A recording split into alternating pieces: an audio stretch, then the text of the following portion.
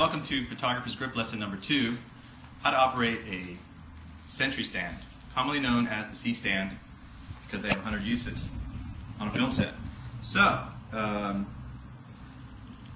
they're designed in such a way that they lay flat so they can store very easily on a grip truck, but you're going to want to open the legs.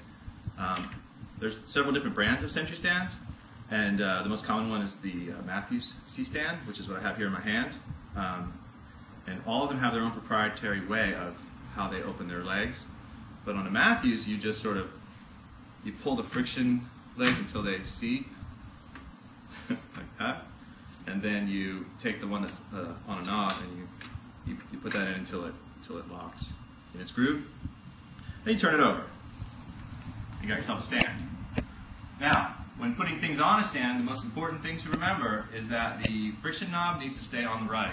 And the reason for that is if you were to put something heavy and the knob was to the left, like that, as the weight of the object pulls down, it's going against the threads of the screw and it's actually going to loosen.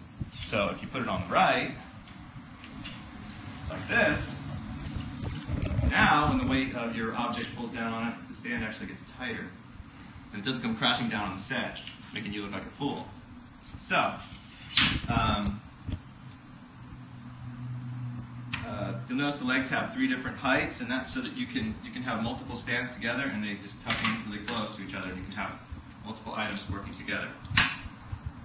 So be aware of that whenever you place a stand on the studio. Is where's the big leg going? Is it going over something, under something, or is it standing by itself? Another thing to remember is when you sandbag, it's good to sandbag on the larger leg. Okay, so now let me just put an item on it and talk to them about extending the stand. So when you put an item on it,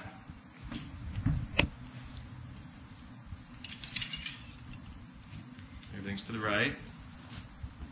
You put this on, so you insert it into its groove, into the slot. Not doing that very well. There we go. Okay, so you tighten that really good. How do we look? All right, now one thing to remember is don't have too many friction points. So try and keep things close to the center of the stand if you're going to extend them out.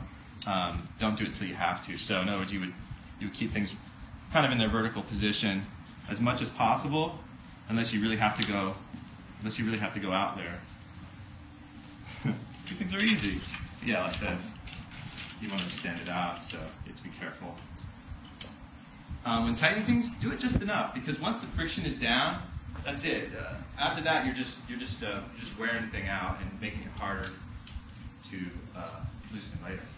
Okay, so if you're going to extend things, if you're going to raise a stand, I'm going to turn this so you can see. Always do the top section first. So you pull it like this and you raise it up. Being careful not to let your hand get down here in the pinch zone. Try and keep your hand, kind of up away from this rod. If you had something heavy on there, like a light head. And then you can do the second one, just like that. Remember, just tighten things just enough.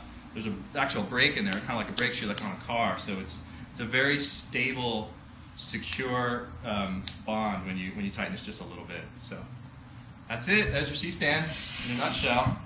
One more thing I should add, though, is if you're gonna put a light head on your stand, I have one here. I often put the light heads on here, to get a nice low angle. Just tighten them down until they're just on there, just a little bit tight. Don't crank it down, because then you can start putting grooves in the stand, and it just wears things out again. So, and looks like I put it on the left side.